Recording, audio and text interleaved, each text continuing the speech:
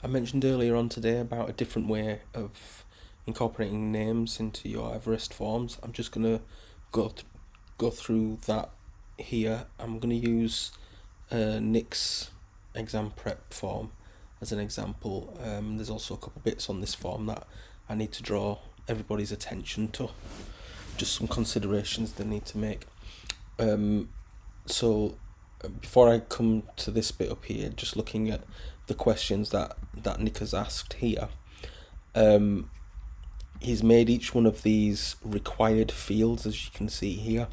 What that means is a young person cannot submit this work unless they've answered each of these questions.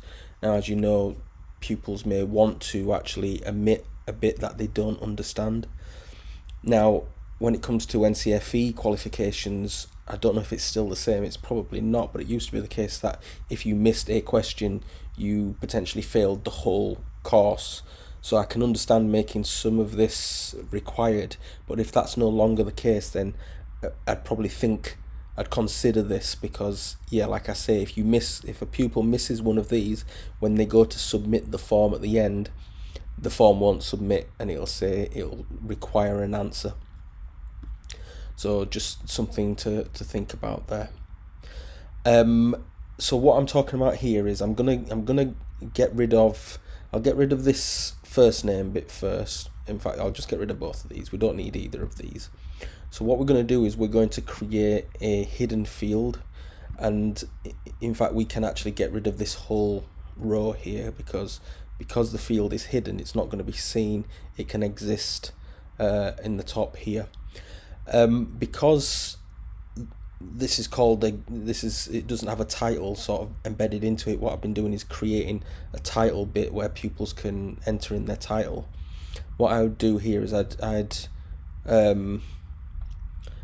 maybe write something in the top here, like a title of some description that just kind of says what it is, so that when it becomes a PDF, it's clear what this actually is. So here maybe put health and fitness examination prep. So when this becomes a PDF or when it becomes an email, this field will form part of it rather than it just being the answers. So we're going to take this hidden field and we're going to put this. It doesn't really matter where we put this because, like I say, it'll be hidden. But we click on it, and what we want is this default value here. We do want to change it to name, so when it has the default value, it says name and then the default value. So we click on these arrows here where we can choose what are called field codes or just fields. And what we're looking for is the user's name, specifically the user display name. So this will give their actual name, not necessarily their nickname or email address, their actual name. So we're just going to click that, and there's no change to the field here. And like I say, the field is hidden. Let's preview. Oh, I should have saved that. Sorry.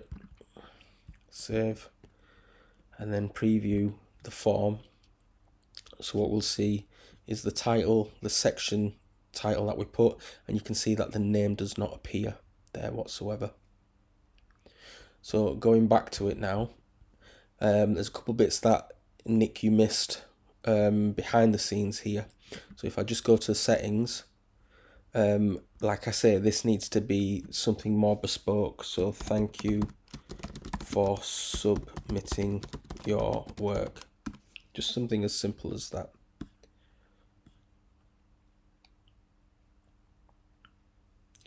I also think we can start to steer away from this reCAPTCHA. Some people are using it, some people are not, but it's having it there or not has not actually caused any problems. So I think we can actually start to steer away from using it. So clicking on this email tab, what the first thing Nick is missing, this will go to Sana, and it'll go to me. Sorry, it won't go to Sana. It'll go to me, Jolie, and Michelle. But we wouldn't forward it because the ones that I've been creating will tell us to forward it, so we'd end up just ignoring this. So what you need here is also your email address, so it should have Nick at Pipeline Productions. So we would get the email, but you would get it as well. and we'd be able to see that you'd received that. And what you want here, so in this email subject, is where you're gonna put some of this extra information. So it does say exam prep, but we probably want, and it'll start to appear at the end, we want that first title there, that health and fitness examination prep. So we'll take that code, and you can see where it starts and you can see where it ends. I mean, we could just type this in really, and we're going to put it, let's just put that at the beginning there. But the other important bit is the name there. That's the field, the hidden field. So we'll take that, and again, I'm cutting that. I'm just going to put that. In fact, I'll put it between the title. So this is what we've got here, and then all fields, because we've got the title in there and we've got a hidden name field. When this comes through as a PDF or as an email, those bits are going to appear within there. We do want to click this attach form, data in PDF format, so that we can save it into a pupils folder. So I'm just going to click save on this now, and then we're going to preview it.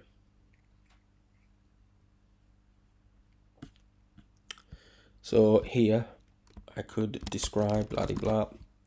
I could describe this blah de blah. Discuss this yada yada. Outline this yada yada yada. Whatever that says. Lily. Confirm that the work is mine. Hit submit. And then that work will now be sent. Thank you for submitting your work. So now on the other side of this, so you'll see in the top right of my screen in a second an email come through from this, but we can go straight away to Everest Forms and we can actually have a look at it in Everest Forms here. So you can see next to the exam prep entries 1. I'm just going to click on that there, and it'll show me the entries for this form. You see this one here, which obviously comes from me, and let's just view it in the first instance. So you can see up here is the name, there's my name, there's the title, and then the stuff that I entered. Now very quickly I'm just going to show you this from a pupil's perspective.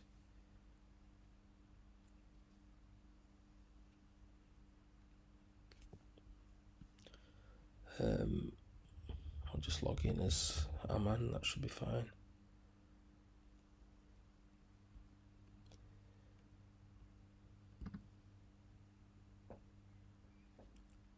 That's assuming it's been posted as a lesson.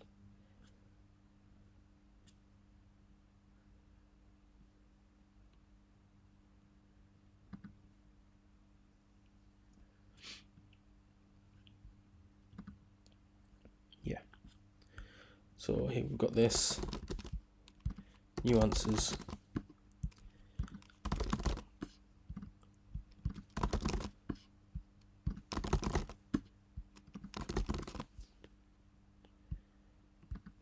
And then submit. So now this should show. I'll just log back in so that we can go to the form.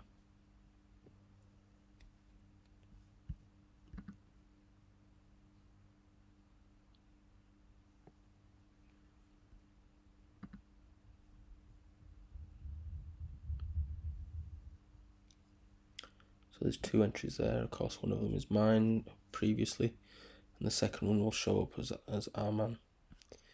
And when I go to view that, you'll see there that the name comes through as Arman Waris. So even though that doesn't appear on the form, it's automatically capturing it from whoever is logged in.